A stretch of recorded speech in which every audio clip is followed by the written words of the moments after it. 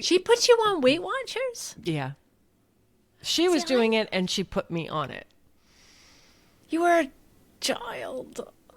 I think she was afraid. She was afraid that I was going to have issues when I got older.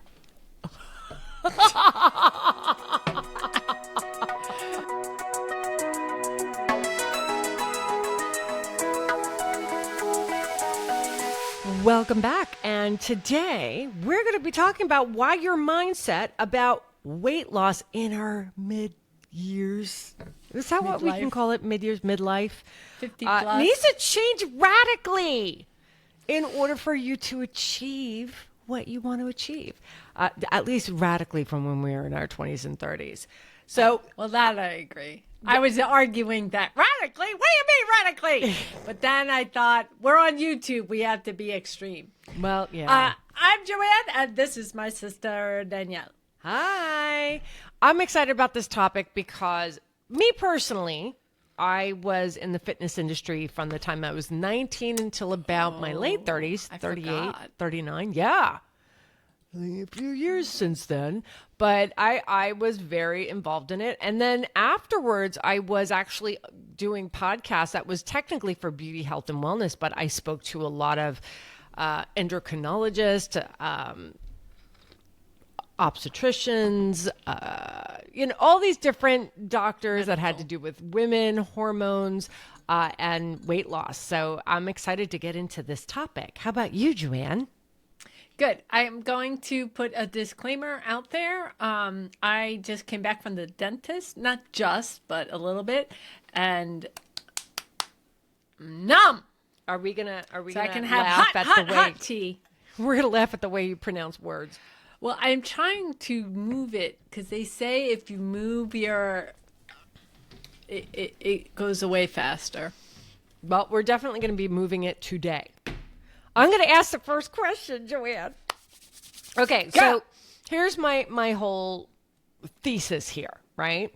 So in the 1980s, it was kind of a wild time, I mean, I really feel as though that was the time that a lot of the fitness and weight loss culture really started, and it kind of fed into the 1990s and the 2000s. So my question for you is, what is your earliest memory, probably in the 80s, when it comes to being exposed to losing weight? It's not a good one. And it very rarely was.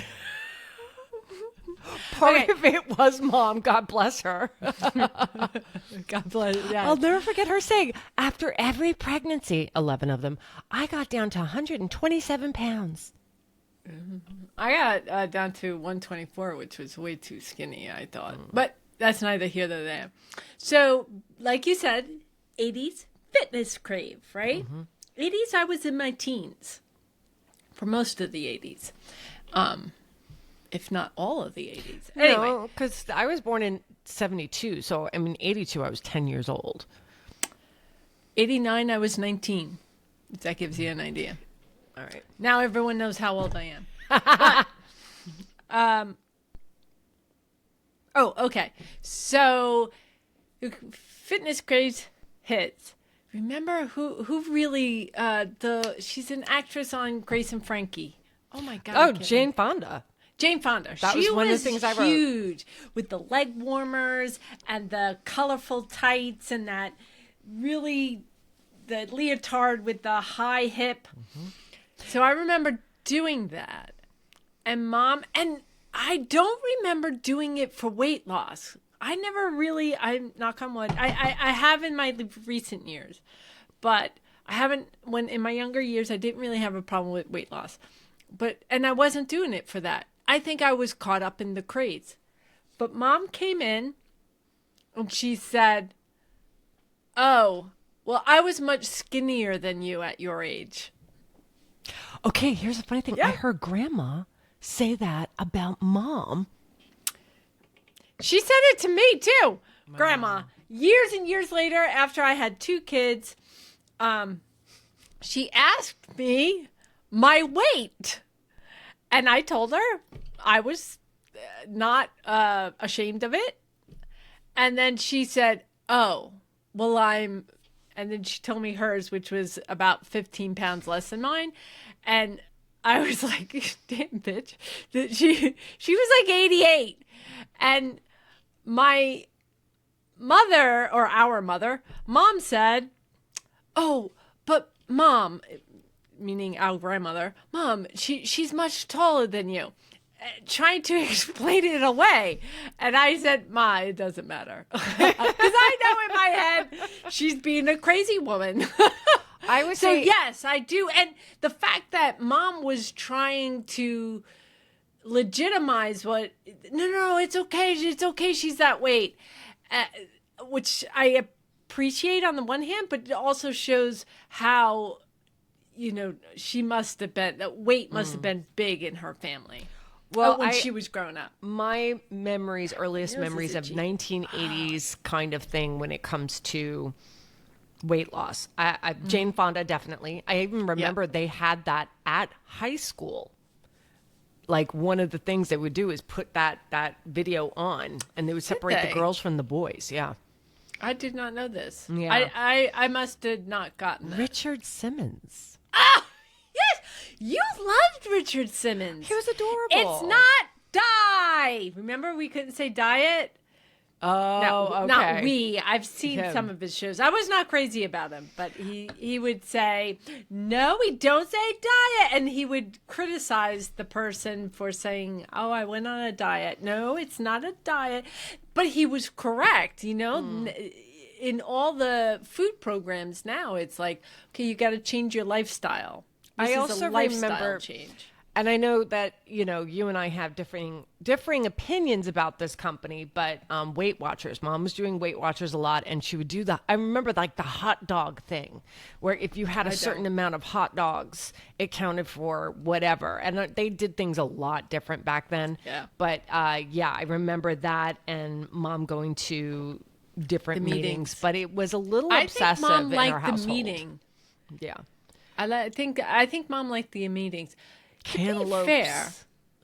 I remember cantaloupes. I didn't know that was a Weight Watchers thing. Yeah. I will say this. One of the positive things I had from Weight Watchers back then. First of all, I want to point out that Weight Watchers, I've recently learned, Weight Watchers started by a woman who they wanted to talk about weight, was having weight issues. And the way she was solving it is bringing women together and talking about it. Mm-hmm. So the whole purpose was actually the talk. And then they were helping with the food points and such. But I remember doing one of the recipes in Mom's booklet, and it was delicious, and it was filling, and it was low points at the time. There was this whole scale count. Anyway. My point is, I have positive thoughts of Weight Watchers, except that it was very costly. Yeah, I didn't have any positive. But I was always... why were you against? Because I was the roly-poly kid in the family. Oh. And so Mom had me on a diet from the time that I was 5. Yeah, I want to make it clear. You weren't roly-poly, and you recognize I had a very now. round face. Yeah, no, I look very at round face. Yeah, like when I was little. Yeah, I was, I had baby fat, but like as I got older, it's very funny. I'll look at it. My face was like moon shaped, literally moon shaped, almost to the point where I don't even look like how I look now. And I had I could see bones. Like I didn't know Mom gave you a hard time. It was a very oblivious kid, and I'm still a little oblivious to things. And I'm like, what's this? But I never saw you as overweight, and I'm sorry that Mom put you through that. Well, she put you on Weight Watchers? Yeah. She was doing it, and she put me on it. You were a child. I think she was afraid. She was afraid that I was going to have issues when I got older. Bless her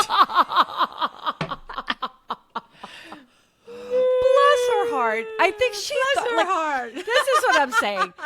I am not sitting here saying she did it because she was ashamed of me or anything. Yeah. I think she was just worried that I wasn't going to be healthy, that I was going to have struggle when I got older. I think at that time, parents, they were doing what they thought was right, and that's Also, it. I think she had it a lot from grandma.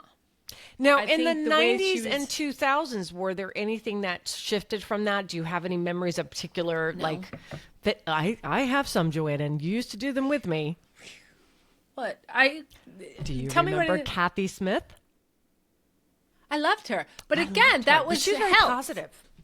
She's very positive. Do you know, when I was pregnant, I did her, Denise Austin came out at the same time, I remember. And She I was liked one of the Kathy reasons, Smith. Kathy Smith was one of the reasons I got into teaching classes and then eventually personal training, because she was such a positive role model. She did at the end. Oh, I did pregnancy exercises with her, which was great. But at the end of her exercise, she would do this, what I call now a meditation that they do, where the light starts at your feet and it relaxes. And she was the first one and the only one for decades that I heard do that. She was amazing. I think she went through some breast cancer and such, but I'm not I don't sure. know I what just happened looked to her up, since. and she's in her 70s now, doing well. But and Denise that makes me Austin, happy. I see with AARP. So Really? I'm going to say this, because you clearly had weight was an issue from the time you were a child. It's so weird that we grew up in the same.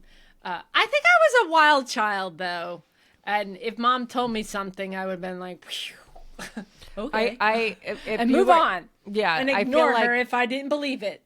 I was going to say, But- I feel like you were a little more of a middle finger kind of kid without giving the middle finger.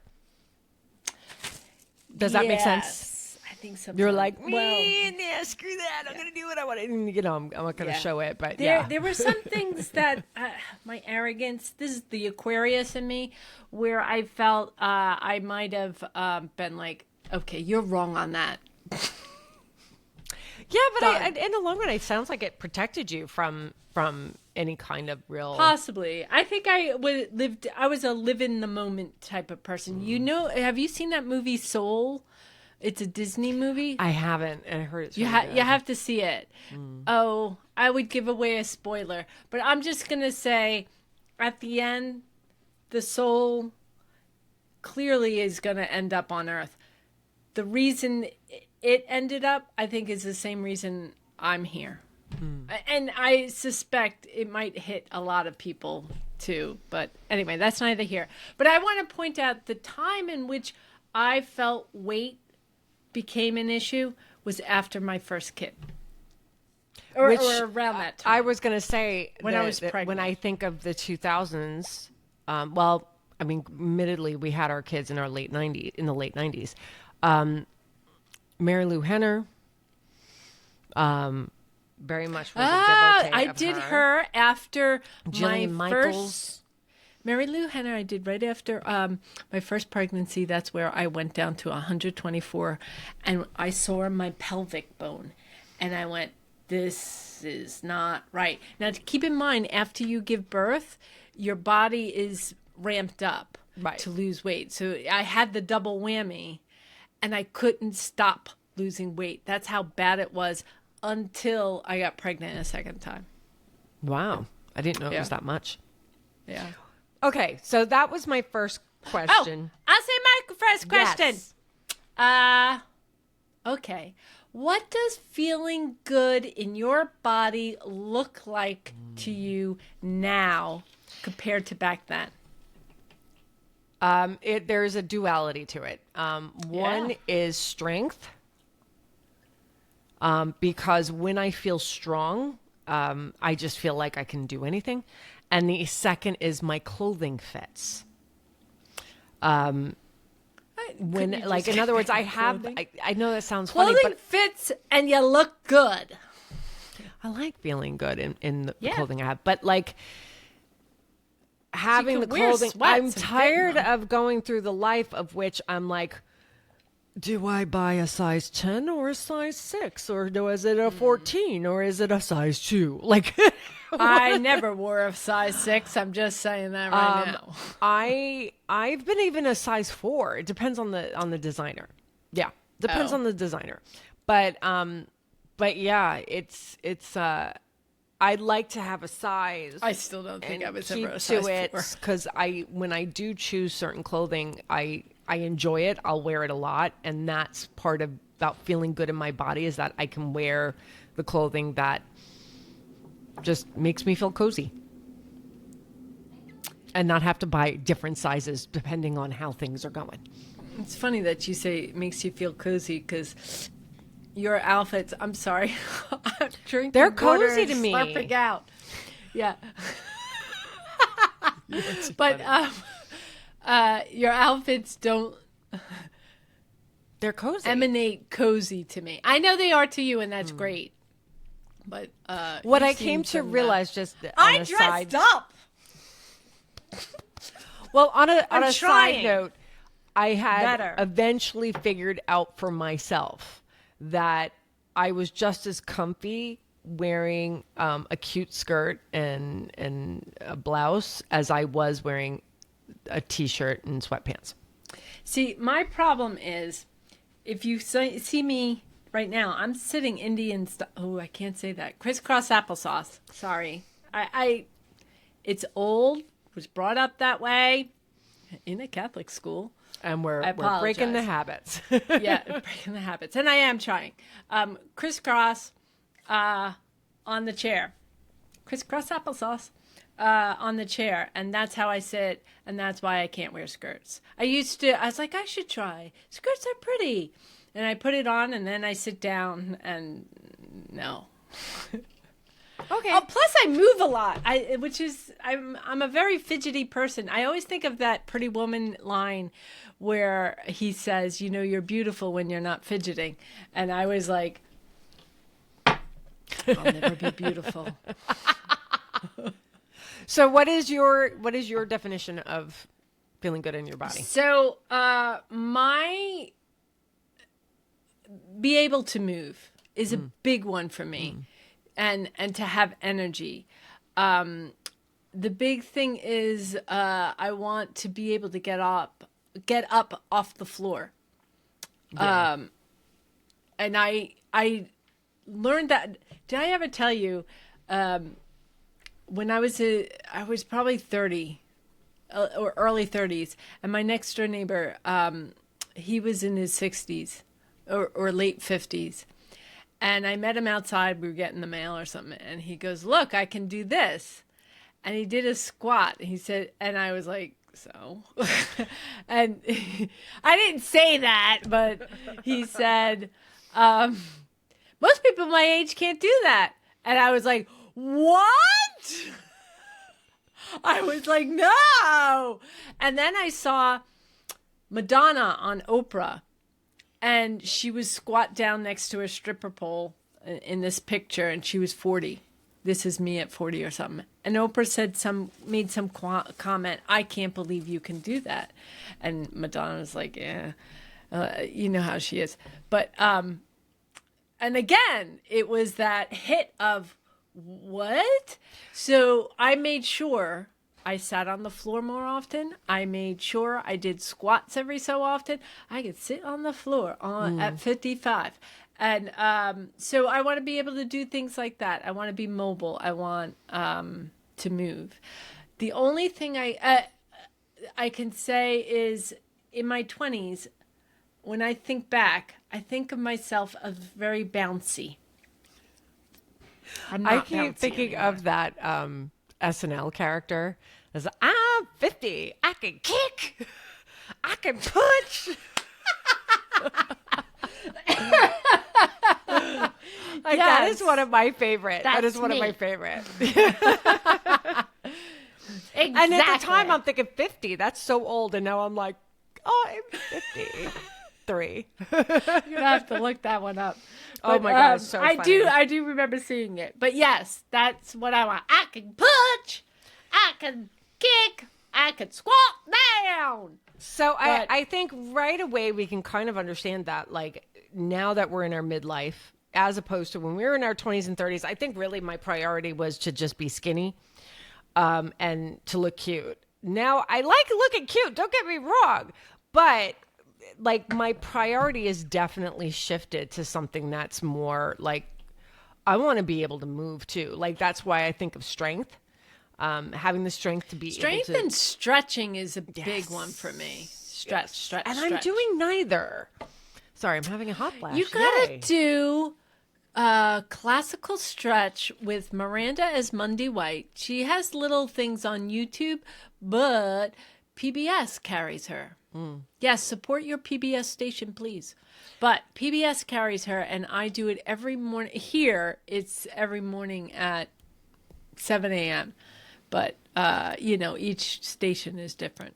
But when I think about the different influences that we had throughout our lives, right? Like whether it be in the 80s, 90s, 2000s, whatever, like what we focused on when it came to how we're going to eat, how we're going to exercise and whatnot. It's definitely a different perspective now for me than it is back then. Like I'm more functional. I'm looking at function. Yep. And I'm looking at when it comes to food. Energy level. Yeah. I want to lose weight, but it's not, that number is not as important to me as feeling good and comfortable in my body. And it sounds like to me in the sense that I want to be in my weight range, yes. Which alas is not the same as when you were in your 20s. No, yeah. Definitely not. You can kind of feel it more too. You can feel gravity more when you're... Which actually comes to my next question. How do you feel hormonal changes? I wrote this down. Particularly perimenopause and menopause, obviously, directly influence the fat storage and appetite, and what are some of the strategies you have to combat it? So, like, as we get older, I don't know about you, but I was gaining weight unexpectedly. Like, it was almost like I would go through periods where I'm eating the same foods as I always was, but all of a sudden, out of nowhere, I've gained 5-10 pounds. What the hell? Yeah. And I would find that I'm gaining weight in body parts that I wasn't gaining weight before. So I was not one to have weight issues until recently. And even then, it's not, I'm still in my range. I was at the very top of my range. I brought it down. I want to go down a little bit more. But, I also have Hashimoto's, which is a thyroid problem, but I've been able to keep it within range without medication. I say that between that and menopause, both of them hormonal related, I do think that may have an effect. So here's the thing, because a lot of this stuff I can't answer because I'm not a doctor. The fat storage, for me, is all in my belly. Yeah. And it's a shame because I'll lose weight. My boobs stay the same. They always stay. My arms always get bigger and smaller. Always. My arms stay there. I've heard that too. I carry it all in my stomach, and they say that's bad. It usually means it's that bad has for to your do with heart. cortisol levels. Maybe. I don't. That's stress levels, isn't it? Cortisol. Stress. I don't see me as a rather stressful person. I mean, I have the watch, and it will tell me if I'm stressed. Every once in a while, I'll be just sitting there watching TV, and it says, "You're stressed." What? When did this happen? That's weird. Maybe you should breathe. That's what it used to tell me. Maybe you should Wow. breathe. That's my old watch. Used to tell me that. You should do some breathing. Your stress levels are up. Anyway, so my point is, fat storage, stomach, that does concern me. I agree with you. Because I've started Weight Watchers a couple of years ago, The way I eat is different. My cholesterol is way up. I just went to the doctors. I got to do something about that. But I don't eat red meat anymore. I rarely have ice cream. I still have it because I love it. And but so I'm perplexed. The body clearly has changed. Yes. And I have heard from Aunt Kathy, actually, that we don't grow gradually, we grow in bursts. And I think 50-something is one of those bursts. The next one is like 60. That you're saying that, because it seems like I'll go through, I've been in menopause now for 3-4 years. And so it seems shocking to me that I can be like, no issues, maintaining my weight, not really, like having a few hot flashes here and there. That's it. Yeah. And then I will go through like a month or two of a jag where I am like, hot flashes, night sweats, and it all happens all at once. Gaining 10 pounds out of nowhere. And it feels like everything, a little bit more emotional than I normally am. So it all kind of hits for That's like so funny. I am not. I'm month better or two. now that I'm menopause. Well, that's the funny thing is that month or two that happens and then it goes away and I'm fine. No. Well, I've only been in menopause for a year and maybe less. But I think it's a year next month. Or in October. I forget when I had my period. But I know it's been at least a year. You know how you're not officially. So my point is, I forgot what my point was. Oh, I don't have the mood springs. I didn't have them at first either, to be honest. You want to hear what changed for me? I changed it while I was having my period still. It was the saturated fat. Remember that, what was it called? Fitness Pal or Spark People? Spark People. And that was the first program that kept track of your fats and stuff. And I was trying different things. And I noticed that my saturated fats always was higher than the RDA. So I was like, let me see if I could just keep it to the RDA. I did. I stopped having mood swings. I haven't had them since. Well, I'm going to have to start reducing my saturated fats. No, I have some. But yeah, I've been finding that it's been You can get saturated fat from oatmeal, believe it or not. It's like 1 gram, but you can get it. You want to keep it lowered, less than average. The average is 18 a day. But in the same breath, I do feel like having protein is super important. We want to keep that muscle mass higher.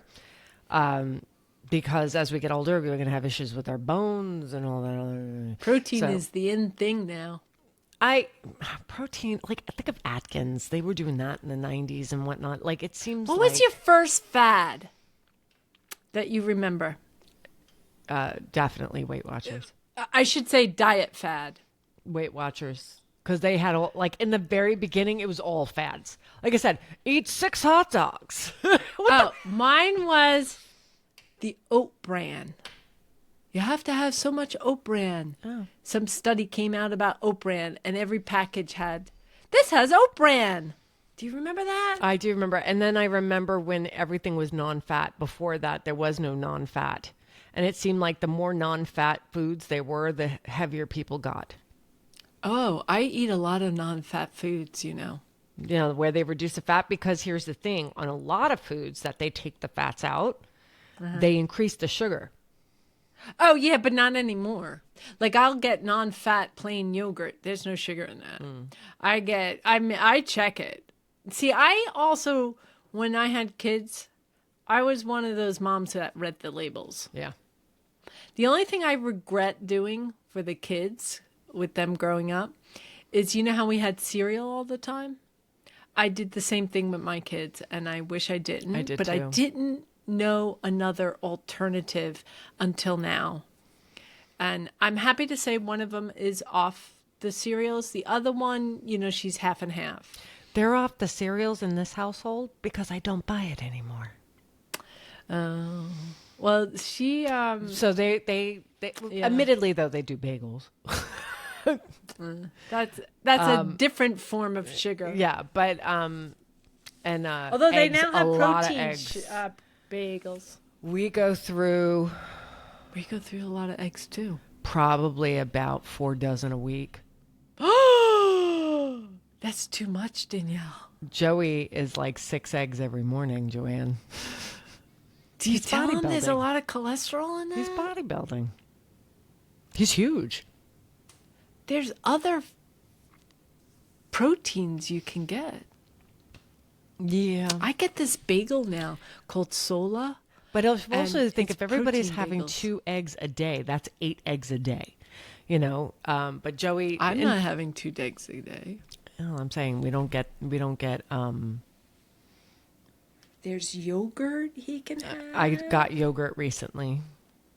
I'm trying to think of what else. I'll get back to you on that. Okay, I have my next question. All right. What has helped you most in the past and what no longer works for you?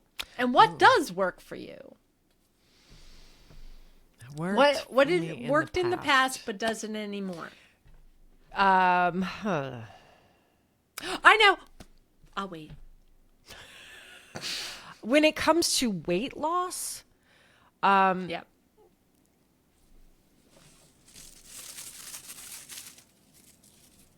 God, that's a hard one. I think I used to exercise. Like in other words, I would try and out exercise my calories back in the day.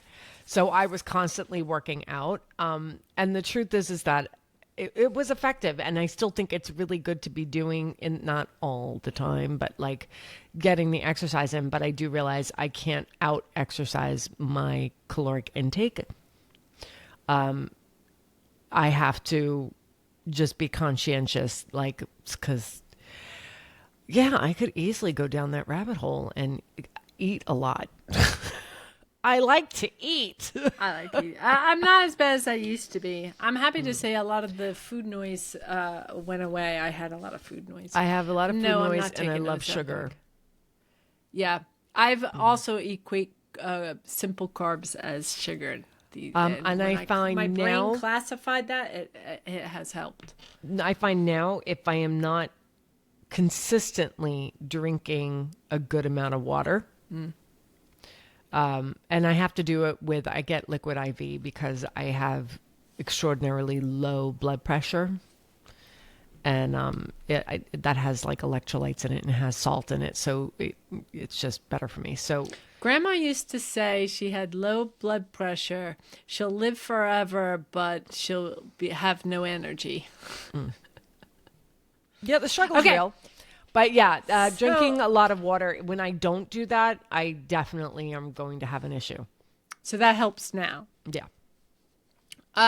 So when we were younger, I remember when our kids were little, we used to talk about weight loss, and I remember we were talking about how the only thing that really changes our weight is the food and not exercise. That is pretty accurate. I mean, when it comes to weight, food. When it comes to body composition and how you actually look, everything else. Yeah. But I personally have found the only thing that's getting me to lose weight is exercise, is running, to be more specific. Ooh, I've been running. That. Yeah, I know. I remember you saying the only way you're going to get me to exercise is if you pay me. I mean, I did have a 20-some-odd year career, and you had to pay me to work out. But why do you think I got into that profession? I would wholeheartedly agree. In my younger years, it was food that made a difference. I also ate like crap back then, but today it's I eat quite well. I still love my chocolate. Occasional ice cream. It's the chocolate that really brings me down the rabbit hole. But exercise makes the changes for me. I see changes. I'm going to segue into another question that I think relates to this. Mm-hmm. In observing our parents, and I think this is a lot with a lot of people I know, their parents are the same, and they're up there now, most of them.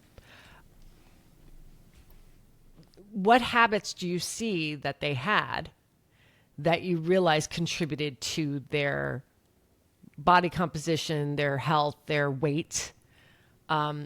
Because I am a firm believer, I don't care how old you are, you can get yourself to a better state of health and a better weight management.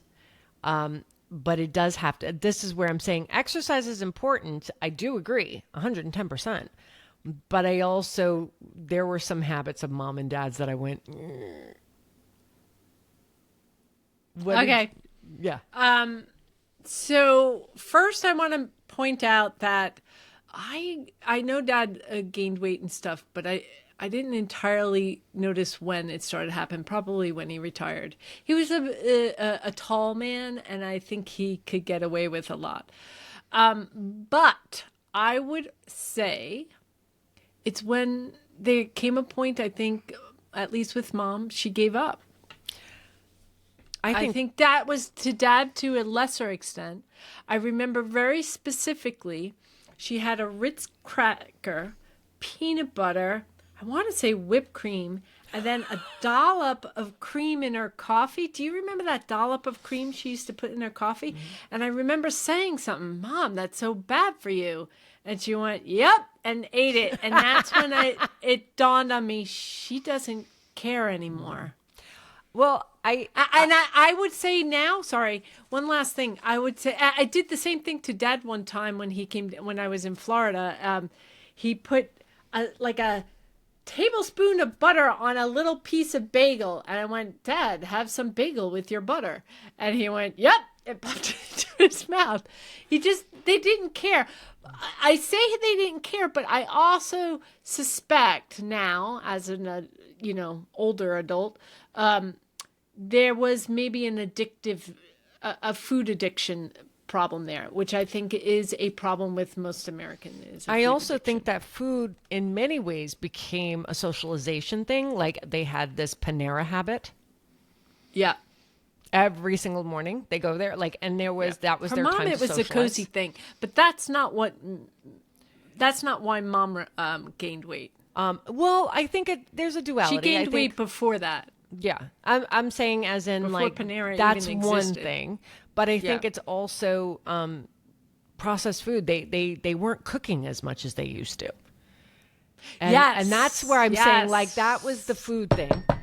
And so agree. When Dad used to come down to Florida, and he would stay with us for like a month or two, Jags, sometimes longer. Mm-hmm. And every time he came, he was a little bit fluffy. And his movements were very slow, and he would have a cane. And me, we tried to cook meals as much as we possibly could. And Dad would get excited because he knew I didn't mind cooking a meal from scratch. And so, and then he'd be like getting in on it and everything like that, and food go flying like the Swedish chef. But he also would start going for a walk. And it would start by him literally with a cane walking to the mailbox and back. And then it was like down to the end of the block and back. And he would progressively go from there. And then he would go to, there's an outdoor mall here, and he would start to walk around. He would tell me that he would have to stop at benches to take a break. And people come by and go, "Are you okay, sir?" "Oh, no, I'm fine." But then he would build up to where he would actually walk the full parameter without a cane. And that was during the course of, so Dad was combining exercise every time he came here. He should have moved down to Florida. Yeah. And then he would change the way he ate. I don't know if they would have done as well during the summer, to be honest with you. But, because they were primarily here during the winter and the fall. Or Dad was. Mom, well, when I was there, Mom stayed in the summer. And yes, she was drenched. but she might have lost weight, and then they. Okay. Very active. But I was going to say the interesting thing is like even right down to we would make, homemade, we'd make the potatoes, make the meat, make the things. Plus Dad had some medical issues. So we had to make sure he was eating certain foods and had to be healthy, blah, blah, blah. Can I say? And then I would he always wanted a sweet. So we got into the habit of getting him berries with a teeny tiny bit of whipped cream or Jell-O. And then he would get mad at me and he would sit there and go, "Why didn't you make me any gravy?" "Dad, you don't need any gravy. It's moist and it's great." "No, it has to have gravy." I'm like, "You're going to eat it and you're going to like it and you're going to eat it. And if you don't get any Jell-O." And then you go, "Ooh, Jell-O." That sounds like Dad. Can I say this? In there. I have made this argument for years. We saw America, the population get more and more overweight. I think it is directly related to having I'm being very careful on how I put this, a 2-family income. And I say that to say that it was important for someone, either one, to be home and, like you said, make homemade meals. Or, I think the problem with motherhood, it was diminished. It was looked down upon because it wasn't cash-based, unfortunately. If it was cash-based, it saved you so much money in eating out. It saves you so much money in medical bills, because gaining weight, there's a lot of medical issues with that. And it also keeps down these ultra-processed foods. They said the younger generation today have a higher chance of cancer, and they think it's the ultra-processed foods. So I actually listened to a doctor, and it was a doctor we were going to, was talking about the uptick of colon cancer in young men in particular, like young men. And it's because of the change in the diet that is out there right now. If they treated women more respectfully, we may have not had this issue. Or if they were willing to allow women to go into the workplace and the men stay home and cook. I don't really give a fuck who cooked. But I think having one member of a family to stay home and run the household is I want to say was, because things are so expensive that you really do need a 2-family income. But I have multiple thoughts on that because I understand. I agree that we have outsourced not just everything that has to do with our lives when it comes to like our entertainment, our, whatever, our food, whatever it may be. But without a doubt, we've outsourced our health, family life. Yeah. And how, because we are been put into a position of that we had to. But I also think part of that is because there are a lot of women that want to have the option to be able to do what they want to do. When it comes to their career. I wouldn't doubt that my husband, if I was the breadwinner, he would have stayed home too. I think there came a point where he's like, "I'll stay home and you can." Yeah. I remember having that conversation with my ex-husband, to be honest with you. Our brother stays home, is a stay-at-home dad while the wife goes. Yeah, we have 2 of them. But when it comes to, like, I remember making that offer to my ex-husband, because he was just struggling all the time. And I said, just give me the time to build up my clientele, and be a stay-at-home parent. And that didn't work out. Yeah. Her husband was an ass. Rest in peace. Rest in peace. She didn't kill him, though.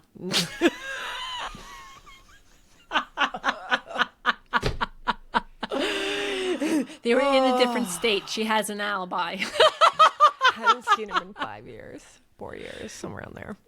But it's a yeah, little I think sad, but a little, we have to find humor sometimes in things. It's sad because he had a sad life. Yes. And I don't mean that as in, you're a sad boy. I mean it as in he never overcame his childhood. Okay, yeah, we're done. Oh, is it my turn? Oh, yeah, go ahead. Or is it my turn? Yes, it is. Sure. Okay. What kind of support or structure helps you stay consistent without feeling restricted? That's a good question. I mean, I do love, call a friend kind of thing, and I did that recently with my friend. That was around the time that I quit smoking and I was gaining all this weight. And she decided that she wanted to exercise a lot more. Is she still more consistent with it than I am? Absolutely. Because it was walking. All it was is about every single morning I had to go out for a walk. I will say this, when I would make a pot of coffee or I was brushing my teeth, I was also doing squats. Your squats. I do squats. I can do when that I'm at 55. Stuck at a place and I can't do anything else. I'll do squats just to, because let me tell you, got to build up the biggest muscle mass in your body. Might as well do squats, right? But at any rate, that was I heard helpful. you have to do the gluteus minimus too, because that's the thing that gets you out of the car. Okay. That's what Miranda Esmundi White says. I think what unfortunately created an issue is I was pushing myself further and further, which is great. I was doing really good, but my sciatica did not agree with it. And I was stretching, but it wasn't really doing it. And at one point I became somewhat incapacitated, so I had to slow down. Now, I will say and this is a tech thing, and I don't like relying on tech things because if you can do it, great. If you can't, there's other ways. But I do like the Apple Watch and the fitness thing because it will give me reminders throughout the day. If I'm not, you kind of got to hit certain things throughout the day in order to get it done by the end of the day. And it will downright yell at you. Dude, I know you go to sleep at 9 or 10. Not quite those words, but they're you still got time left. You could do those 3 miles. And I'm like, But here's the funny thing. I would do it. I would get up and be like, I'm on a streak. I'm not going to break that streak. I'll go for a walk.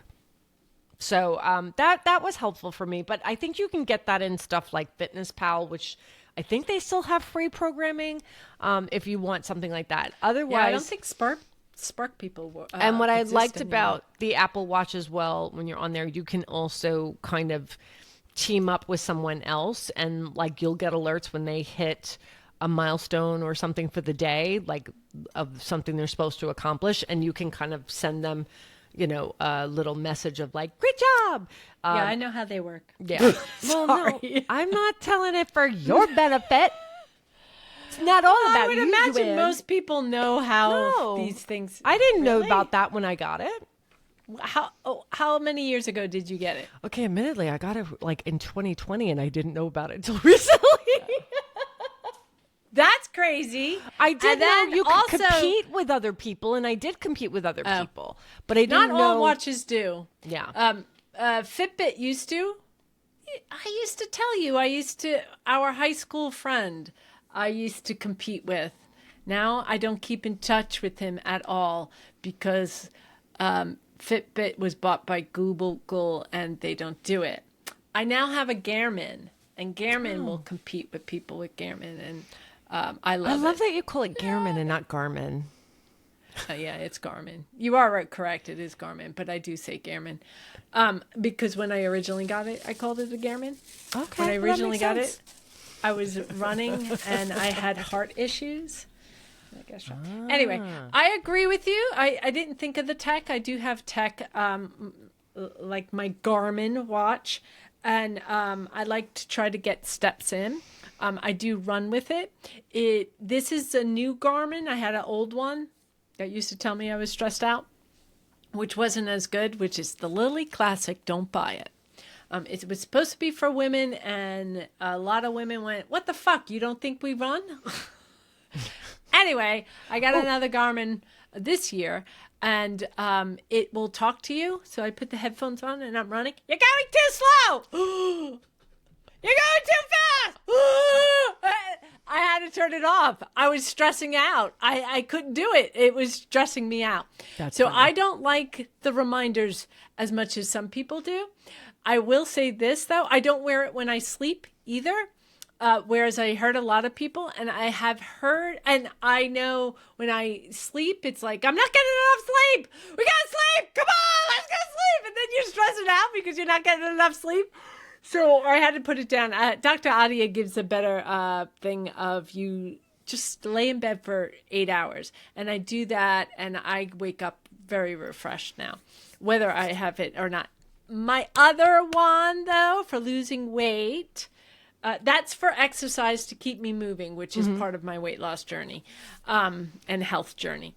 My other one is Weight Watchers. I still love going in there. They're so positive. There's a book that was called The Shift that was made for Weight Watchers. So there's many books called The Shift. Look for the one that was made for Weight Watchers. And it talks about self-compassion and kindness to yourself. And you need all these things in order to build resilience and stay on your journey, which is a big one. Give me and one. Then lastly, And lastly, I do eccentrics every morning, which is that classical stretch. She does bar, she does that, and I'm hiking the bottom of the Grand Canyon next week. So I do think that like having some kind of physical goal, and it doesn't have to be anything like I need to walk and hike the Grand Canyon. It could be something as simple as like I want to be able to touch your toes, or I don't know what it is. It could be something simple, and just know that it may take a few months to do it, but like you can kind of. Touching your toes is easy. It took me a long time. I was gonna say it's not easy. It's not easy, but even there's walkathons. Oh yeah, you can walk a 5K, or there's some 1 mile walks. Like I said, I think of Dad and how he started very slow, and his whole goal was to be able to do a mile. And then he wanted to do a mile without his cane, though he would carry it with him just in case. Here they have a 1 mile walk with your pet. Oh, nice. I can see where that's fun. I like that. So give me one myth about weight loss during your midlife time, right? That really should be given up. You mean that's still... That people still like kind of, that they kind of have it in the back of their head, and it really is discouraging.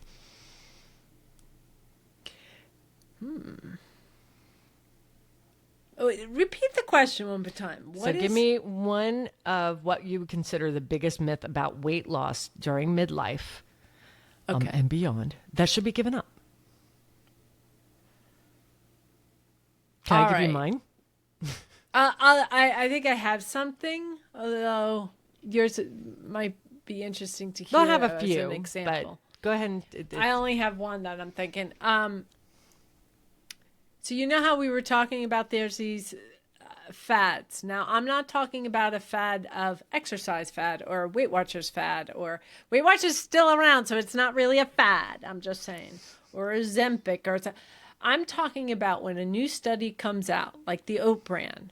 Oat bran helps with, I don't remember what, lowering cholesterol, let's say, or heart healthy, where a lot of bran helps with our.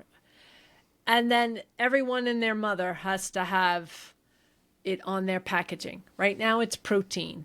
I'm not saying protein's not bad for you, is bad for you, and I'm not saying oat bran. I think we need to stop taking one thing and putting it on everything, and that's what we do for that. I think it should be a whole food diet, and that's the only thing I can think of that irritates me about the whole health food industry. But the only that fads are kind of like yeah, because I remember it happening, and I thought I got into the craze, but I was a young kid and didn't know that this is a fad, and then something else, vitamin C cures cancer, or it's not cure cancer, but you know what I mean. I think the biggest one for me is that if you gain weight during like menopause and whatnot, that it's going to be impossible or, really difficult to lose it. I don't think it's any more difficult than any other time in your life.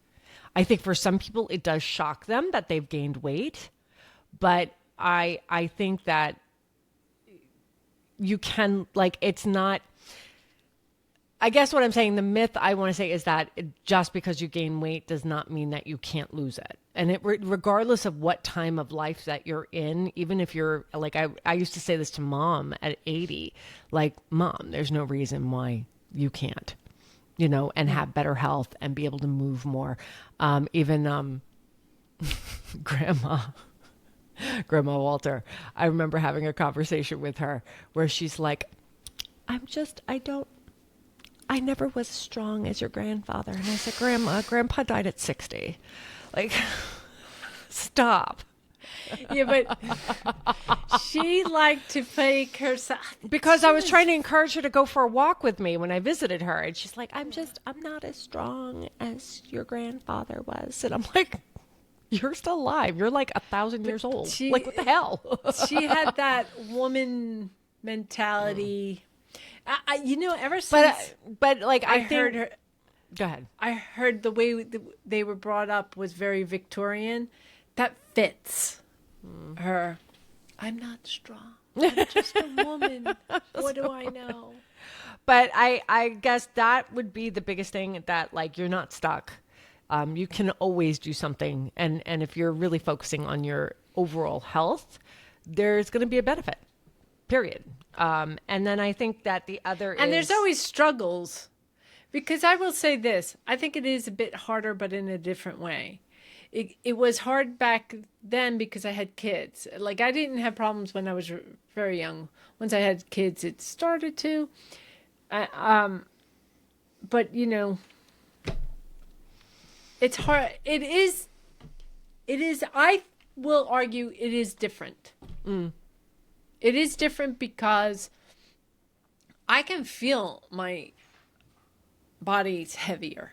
I know that sounds weird, but it's heavier. I also can feel that the way I lose weight is much different than before.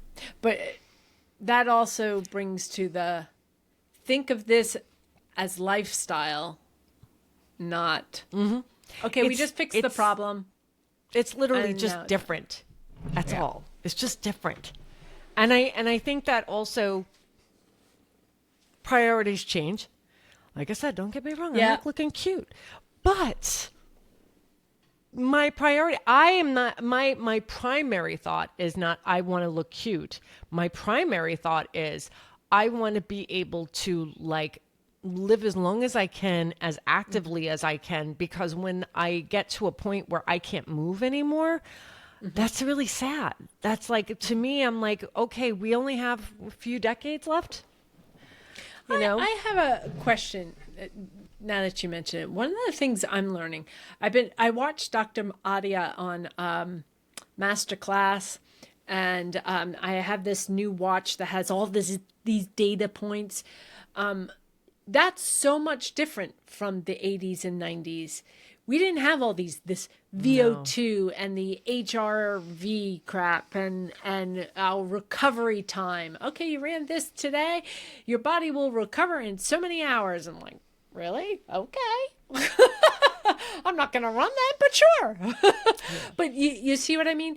Do you think that we're getting obsessed with the numbers, or do you think it's actually helpful? I think it all depends on the person, because anytime you have a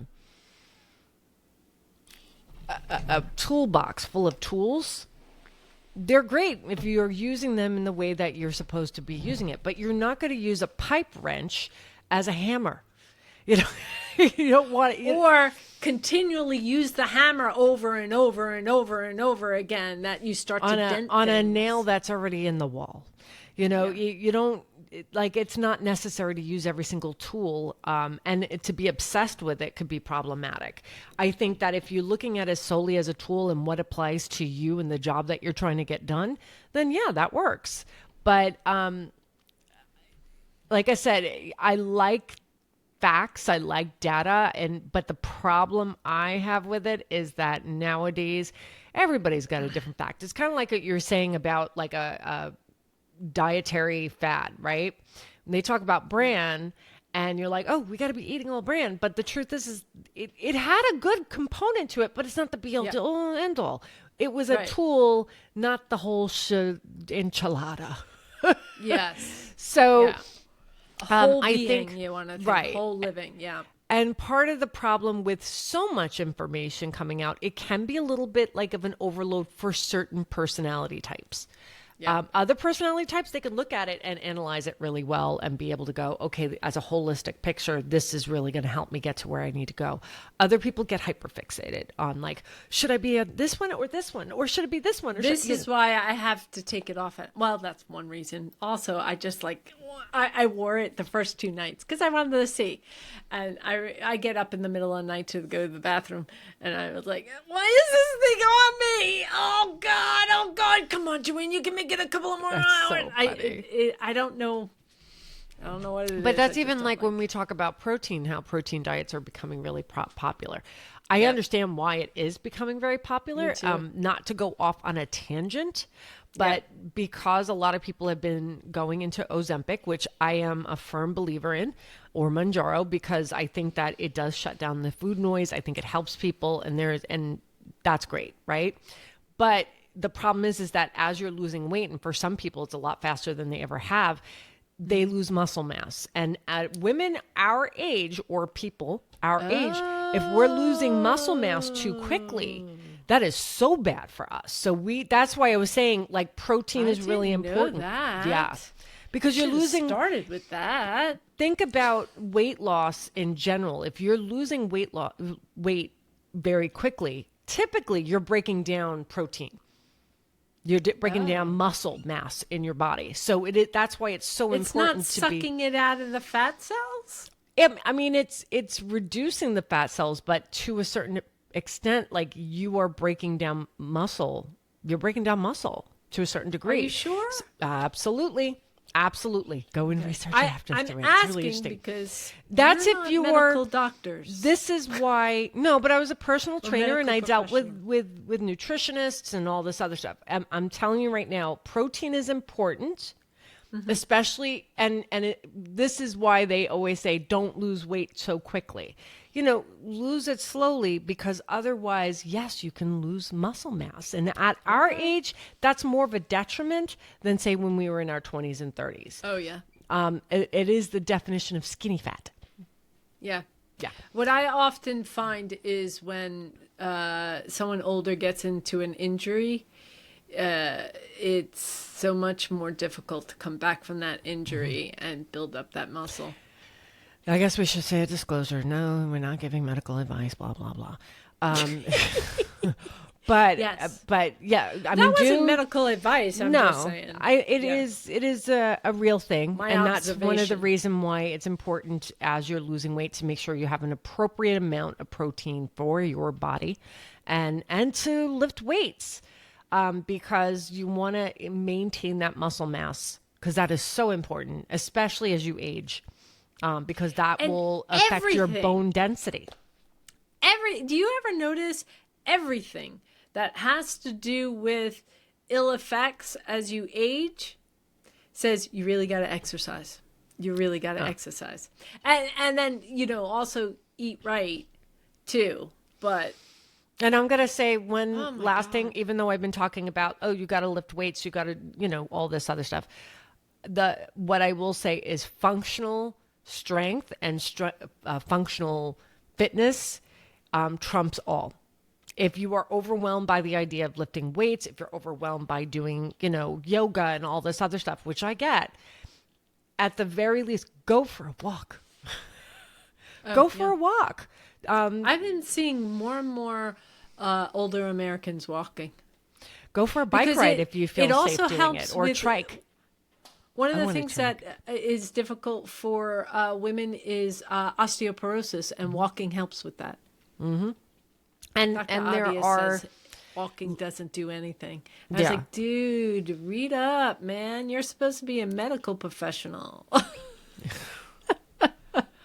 He's a bit on the obsessive end, as I see it. And stretches can be small things. You know, it doesn't have to get into a yoga position. Like a lot of people, believe it or not, when they hear the word yoga, they're thinking of doing headstands. Like, no, that's not it. Or downward facing dog. And that's like, as someone that might have some physical limitations, that's like, I can't do that. There's chair yoga on PBS. Also, right after my classical stretch class on PBS, they have a Sit and Be Fit. I think it's for people who are in wheelchairs or have a hard time standing for long periods, and you can exercise still and sit. And yes, I know we are Gen Xers in our 50s, and we sit there going, chair fitness. That's what old people do. But the truth is that's what people do when they're trying to get to the next Gen level. Xer, and I'm not saying that, but I always thought I never connected with my people. I used to teach those classes back in the day. They were my favorite classes. You told me they loved you because you actually made them work. I made them work, but they still had the chair. They were seniors, you know. Yeah. And all the old guys like to hit on me. And their wives are like, sorry. You know, it's funny when Dad was in, he was rehabilitating from his hospital visit. It was in a nursing home / yeah. And the women would come in. One woman came up to him with her zipper down and said, "Can you help me? I can't zip this up."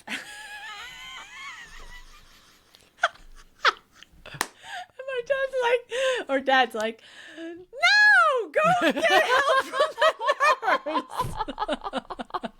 He said, I pulled off my blanket. I went, no, go away. Gee, but that sounds very much like Dad. I know that Mom said she once was sitting there afraid of women. And some woman came in and was like flirting with Dad, and she's like, hello. And they're like, who are you? His wife? Oh. I missed that one, but I did hear that they were really bad in that. They're really bad. Jeez Louise. I mean, he wasn't in Florida. It was Florida. Was it Florida? Florida nursing home. That makes sense. You hear I heard there's one of the largest nursing homes in Florida has the highest rate of a certain STD. I forget which one it was. And I was like, that's in that town that I always forget the name. It's all seniors, and they are all shaking and moving. Sexually active, and they put loofahs on different colors. Moving, but I don't have an STD. Sorry, go ahead. They have golf carts, and then they have loofahs in different colors, and they'll put them on there to tell them what kind of sexual preference they have. And I'm talking about, like, you know, I like to watch, or, you know, we'll wife swap, or, yeah. So Joanne, it's a real thing. The Villages. I forgot that. The Villages. Yeah. That actually sounds familiar. It used to be pineapples, and then it changed into the loofahs. No, thank you. I had to go up there once for a wedding, and yeah, I literally saw them. I was like, so I remember Bob's Burger. They had a episode where the grandparents or the parents moved into a Florida thing, and they had to leave, and Bob and his wife couldn't figure out why. And it turned out by joining this community, they were required to swing. yeah. I was like, you can't make that a legal requirement. No. But it was still funny. I'm sure not everybody there is doing that, but there's a good population of it that are having a grand old time. Yeah, no, thank you. I mean, to each his own, you know. I looked into, no judgments. I want to be clear. No judgments here. You're at the end of your life. Go have some freaking fun. Lots of judgment here. If it's mutual, like, all right, you're grown-ass adults. Whatever you want to do, you want to do. I don't want to participate, but go ahead. There's a lot of judgment here. Y'all going to hell.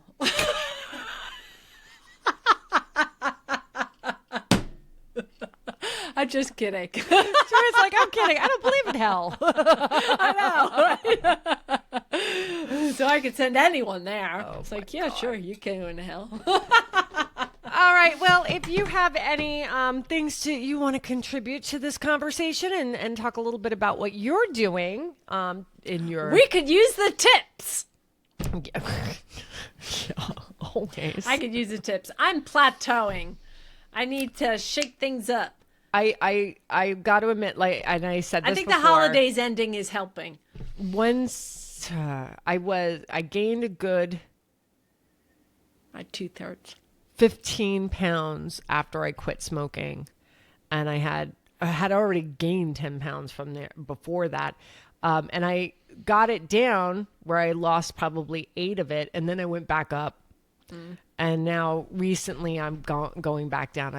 I'm like halfway to my pre-smoking Not to weight. freak you out, but I'm going to freak you out. Back in the day, and this could have been a rumor / fad, I heard that yo-yo dieting, when you yo-yo like that, they used to go, it's not good for the body. Oh, no, it's not. I do think a lot of it is water weight, but like, so believe it or not, I wanted to quit smoking years before I actually did, but I knew that this was going to happen. And there was like this part of me that was like,